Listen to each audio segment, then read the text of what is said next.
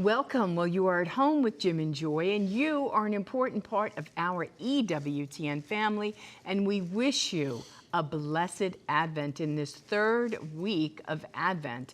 Well, we would love to hear from you, so send us an email with a question or a comment to jimandjoy@EWTN.com. And today, our great guests are Jeannie and Ben Ewing. They are authors of a great book called Parenting with the Beatitudes, and this book is available at EWTNRC.com. Now, Jeannie's website, JeannieEwing.com, you could go there. We've had her on our show before, back in the day when our show used to be an hour long. And I think the last time she was on, she only had 2 children, and now she and Ben have 5 beautiful children, 2 little boys and 3 beautiful little girls. When they sent us the book, they had the picture of the children in there and their family. It's just beautiful, beautiful family. And parenting with the Beatitudes, 8 holy habits for daily living. And so I love what they're doing in terms of presenting a spirituality. You know, we have a spirituality whether we know it or not. It could be a good one, not so good one, but whatever. But these would be some incredible components, right? What if we really, as parents, lived under the authority and the blessing of the Beatitudes? What if we dealt with our children through the Beatitudes? What if we sought to rear them with the Beatitudes? Blessed are the poor in spirit. Blessed are they who mourn. Blessed are the meek. Blessed are they who hunger and thirst for righteousness. Blessed are the merciful. Blessed are the pure of heart. Blessed are the peacemakers, and blessed are they who are persecuted. And then with the rewards. I mean, there's all, I'm just saying the first part of it, but this is what will take place if you seek to live under this, if you ask forgiveness when you're violating these. And what's your family's spirituality? Maybe you can add the Beatitudes to it, and the Ewings do a great job. We're going to have them both here with us to teach on that, a family consecrated to Jesus Christ, the way of the church, and the Beatitudes of Jesus. Well, and the beautiful thing is, you know, they didn't have to reinvent the wheel. I mean, this is something that our Lord said and instructed us. And they're just bringing it home to say, you know what, you need to have a family culture, a family attitude in the way that you're raising your children, because it really does happen in the blink of an eye. And then it's like, oh no, I should have done this, and I wished I would have done this. And as parents, as you are discipling and mentoring and loving and caring and raising and being mom and dad, you need a compass, you need direction. Otherwise, you bring all of your past, your poor parenting skills, maybe from both sides of the family, and you try to make something new when God has already said, hey, let's train up a children in the way that they should go. And when they are old, they won't depart from it. So it's a beautiful book. Maybe you're thinking, you know what? Maybe I didn't do 2020 so well. Maybe as I go forward in the year 2021, I need to really invest in this, in my children and in my family. And this is a great book. Maybe you want to get rid of some old habits and take up some new ones. There you go. 8 holy habits for daily living, parenting with the Beatitudes. We'll be right back. Plenty more to come. Don't go away.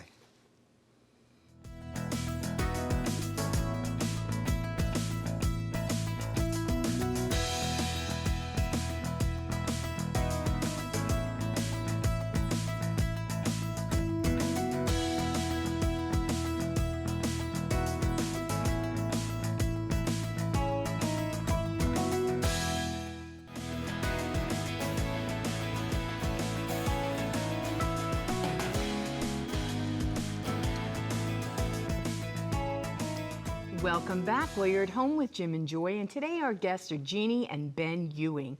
They are authors of a great book, Parenting with the Beatitudes, and you can get this book at EWTNRC.com. Maybe your grandparents out there, or your family members, or your brothers and sisters, and you're saying, you know what, I think my brother, my sister, my family, my children, my grandchildren would benefit from this book, and you might want to put it in a stocking stuffer. You might want to give it as a present, but highly recommend it. And so just a great thought for you all out there. Well, we certainly want to welcome Jeannie and Ben Ewing to our show. They're parents of 5. Yes. And so we look forward to our wonderful conversation with them.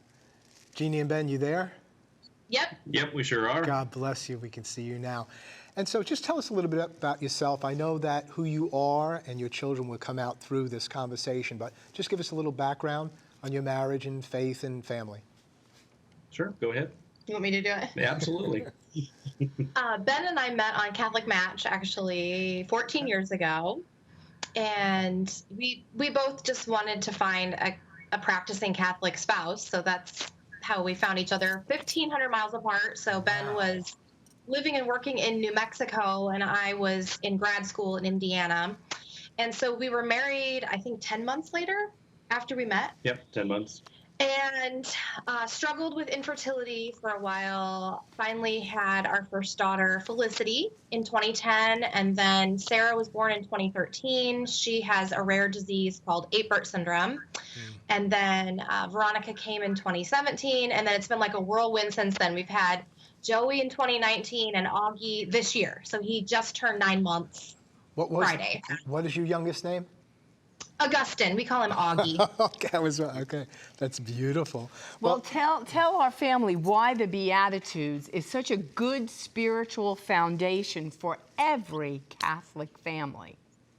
Sure. So I would say that it's very simple in how it's written, but there's so much depth to it that you can spend a lifetime exploring it and find all these different angles for each of the Beatitudes.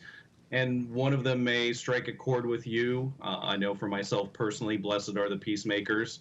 I feel like I have to play referee with the kids all the time, so I'm constantly a peacemaker. But it's in the simplicity is where you find the complexity, so to speak. Mm-hmm. So even though you can sit there and read it, you could hear it at Mass during one of the readings, you always find a different perspective and way to approach it where you are in your life at that point in time. Yeah. The beautiful thing about parenting too is, it doesn't come with a manual and a guide. And you say this, there isn't one size that fits all for every parent and every household, because the dynamics of the children are different. And the dynamics and the reality, the children are watching the two of you work out your Catholic faith in your marriage, right? And so they're watching you be loving and kind and patient and gentle and holy and all of that. And then, then you get to help them and aid and assist them in living that out. And then each child, with their own personalities, presents a whole nother set of situations, right? Sure, absolutely. Go ahead. I will say a disclaimer that we aren't always kind and patient and loving, but I think that when Ben and I were kind of going over this and what we wanted to talk about, we were talking about how important Blessed are the Merciful is, because we feel like all the mistakes that we do make as parents, or that we see the kids making, that a big component of mercy is forgiveness. And so I just want the viewers to know we're not like this perfect family. We always model the virtues and the Beatitudes perfectly, because we mess up every day. But Ben and I also really believe in the importance of saying we're sorry. There's a component of humility to that, and that's part of meekness also. And so that's kind of how the Beatitudes weave they're kind of woven, I guess I'm trying to say, in our family, in our lives. Well, there's so much in each one of the Beatitudes. And number one, know what the Beatitudes are. Look them up in the scriptures, just Google and search. They're in 2 of the gospel accounts. Because, I've read them so many times, but, I couldn't even quote them all when I was thinking on my own. I want to go back to being able to say, these are what they are. And of course, if you're going to use that as a spirituality for your marriage and for your family, you should have them on your lips and in your heart and in your mind. And of course, it's Jesus is the one that gives the blessings of these and enables us to live them and to seek forgiveness as we need that. You mentioned, blessed are the merciful. Immediately what comes to me in this and applying it, it's not that you are always merciful 100%, or we are as parents. It means that everyone in that family is yielded to Christ and his divine mercy, his compassionate heart. And so, we raise our children in that we're going to need mercy from you, as well as, giving mercy to one another, and we'll be merciful to you. What is mercy? How do we apply mercy? So, it always assumes to me, unless we're Our Lady and Jesus, that, we're going to violate these in some way, possibly. We don't start off at that point. So there's always a very positive thing in giving this, but I noticed from your book, with the both of you, you spend a lot of time, not so much, well, you deal with the children as well, how you instruct them in ways that, they need to understand this. You deal a lot with yourselves. I mean, it sounds like you guys really need this, as parents. So it's not just about the children, you need it. Yep. I mean, I would say that being able to give mercy is just as important as being able to receive it. Mm-hmm. And so it's that two-way street that you constantly have to be working on, not only being able to give it out, whether it's, a child that was disciplined that needs that tender touch afterwards in order to calm them down, but you have to be able to receive it too, because we all know that we don't necessarily make the greatest choices, and in admitting that mistake, you're also looking towards meekness that goes along with that mercy. Yes. to understand that you did something wrong, and now it's time to make up for it. Amen. Yeah. Jeannie, can you just lay out for us again kind of the format of the book? I mean, obviously they're going to find the 8 Beatitudes and the habits of those, but what's happening in each chapter? Is it just teaching on the Beatitudes, or how do you apply it? Do you apply it to just kids your age, to kids at different ages, or what will people find as they read through the book? Well, I have a background in counseling, so I thought it was really important to kind of cover any kind of parent in any stage, whether they're just starting out or maybe they have kids who are well into middle school age or maybe in high school even, whether they're a homeschooling family or not. I wanted to kind of encompass that in a broad way. And so when Ben and I were approaching the book, we thought, it's really important to have both the mother's and the father's perspective, because a lot of times women are the ones who read books like this, and we wanted to draw in the dads. Yeah. Because we know that dads in this culture tend to be more involved and more engaged in the family life than in previous generations. But we wanted to kind of give them a starting point or a foundation. And so that's where Ben's perspective comes in. And like you had mentioned, Jim, we wanted to also offer, well, this is kind of how we're trying to work on ourselves. Yeah. Because modeling is important to children, but it's not as powerful of a lesson as when children see that we're really trying to work on our own lives and our own spiritualities, and that we're going to confession, and that we're talking about problems in the home. So we wanted to lay that out. And then I also broke down, here are some ideas on how you can apply this beatitude in the home for this age group. And also we have a saint profile. We have some discussion or reflection questions in the back that we thought would be helpful if parents wanted to talk about it together, or if they wanted to join a study group or start one. Perfect. That is great. Ben, why don't you give us some examples of how you would work out the Beatitudes within your family? One of the things you said that you gravitate toward are being a peacemaker and merciful, which I think are great for the father, right? I mean, because we parent different as moms and dads. Why don't you give us an example? Sure. So just a little bit of background. I was actually a reserve officer. I was a sheriff's deputy for almost 8 years. That was in addition to my day job. And so I guess the peacemaker portion of it really applied there, because you learn conflict resolution pretty quickly. Now, unfortunately, you can't necessarily write your kids a ticket or put them in handcuffs. I mean, you could, but you probably not a good idea. But really what that kind of drove home for the peacemaker portion for me is that being a peacemaker doesn't mean it's go along to get along. It's that you truly try to drive to the root of a problem. So if you've got a child that's acting up, and we have two of our children. So our 2 youngest daughters, ages 7 and 3, tend to really get into it. I mean, they're like cats and dogs if they're fighting over a toy. And so that's where the peacemaker part comes in. And not only do I have to be firm about, hey, this is not how we act, but also making sure that there's the follow-up with, look, I know you're upset. This isn't fair.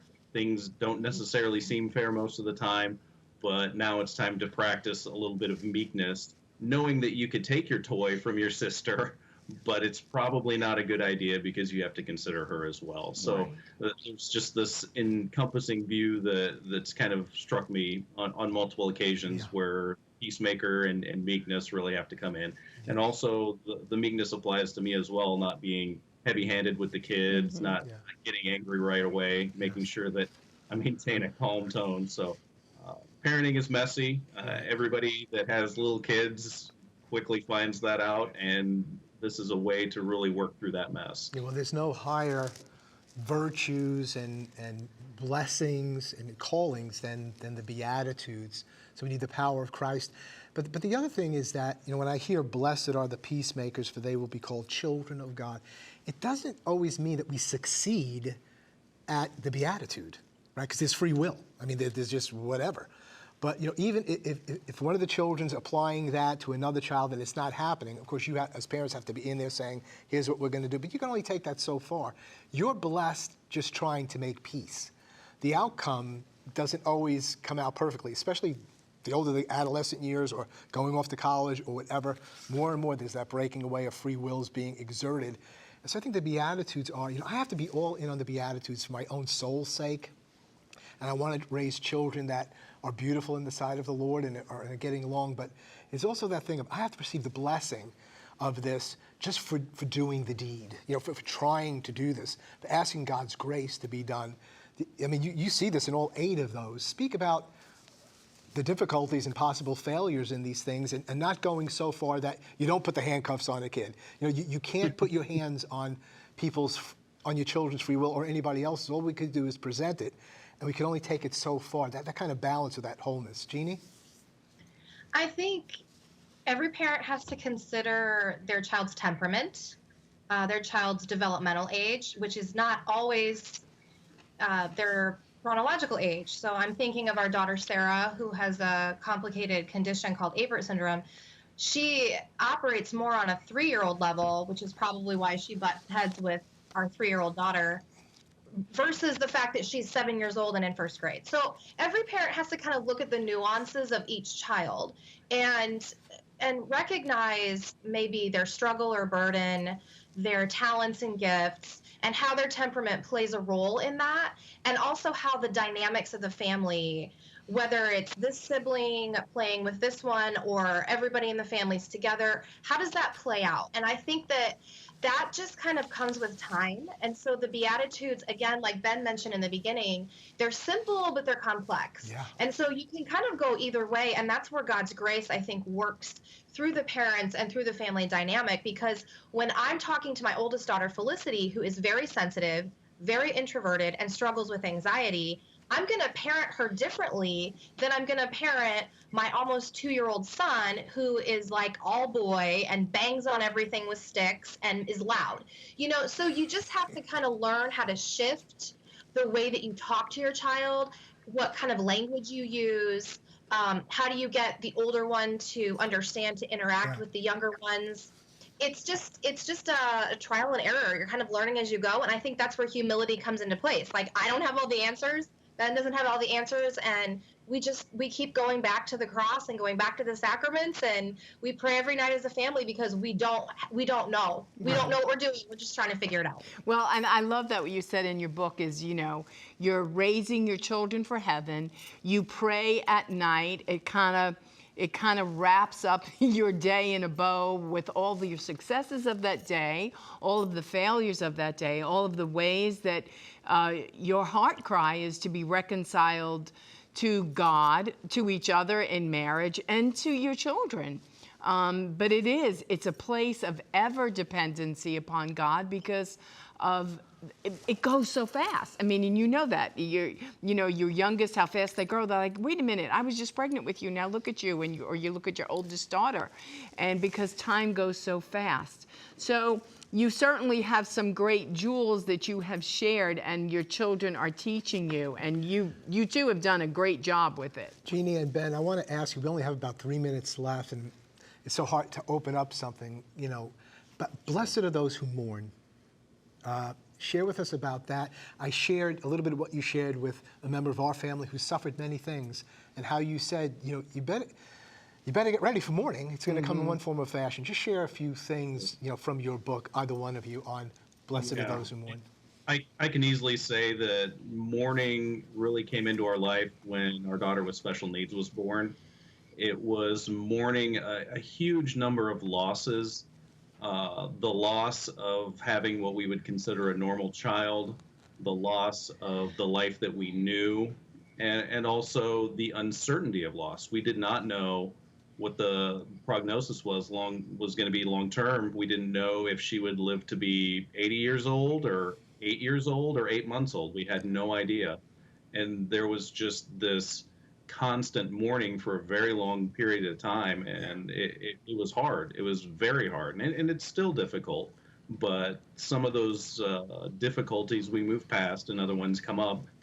But I think that one thing parents probably should know is that mourning is never going to go away, and it's going to be a constant fact of life no matter what stage you're in. You may mourn the loss of, your 3-year-old getting older, and wait a minute, I remember when you were 3, and Yeah. boy, did I love Yeah. that period of time. Or the teenager that's getting ready to leave the house, Yes. mourning the loss of having a child in the house. Or it could be even mourning the loss of actually losing a child or having your life turned upside down. Well, Ben and Jeannie, we're going to have to conclude at this point. It's gone by so fast. And we look forward to speaking with you again tomorrow on Parenting with the Beatitudes, 8 Holy Habits for Daily Living. We'll see you back here again soon. We're going to take a break at this point, and there's plenty more to come. You can go to EWTNRC.com for the book. We'll be right back.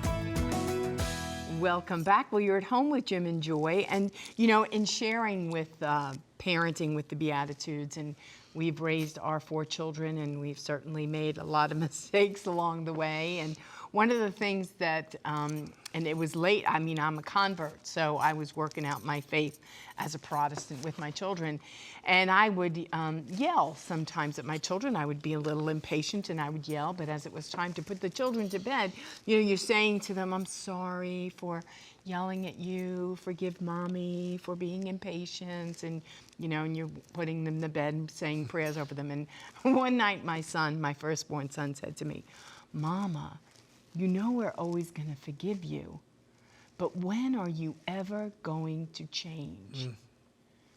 And it was like, oh, a sword came in my heart. I remember putting him to bed and "I love you" and tucking him in and walking down the stairs and crying out to God, "Lord, when am I going to change? Like, God, you got to help me. I don't want to keep repeating my way, like, Lord, help me." And by God's grace and mercy, you have a heart cry. God changes your heart, and you do that less. And that's just a good lesson for all of us in terms of making a break with that which is evil or doesn't help a situation. But it's also, blessed be those who mourn, right? Blessed, because you want to mourn.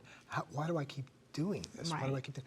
So number one, make sure you know where the Beatitudes are in the Gospel of Matthew and in the Gospel of Luke. Look them up so that you know the 8 calls of Jesus to his disciples, and then the blessings that come as you seek to do those things. And perhaps you want to make this a part of your life, obviously, but a part of your marriage, a part of your spirituality. And this is the way we live. It's a way of living. It's a way of developing holy habits that will have the blessings of Almighty God upon you and upon your family. Go to EWTNRC.com, Parenting with the Beatitudes, 8 Holy Habits for Daily Living. Isn't it wonderful to be Christian and grand to be Catholic? Thank you, Lord, for saving us, and that you continue to save us, and that in you, by your grace and mercy, we will be saved. We want to walk the way of Christ and the way of Beatitudes. Would you empower us and our family to do this? You're an important part of this family, and you're always at home with Jim and with Joy. Bye now.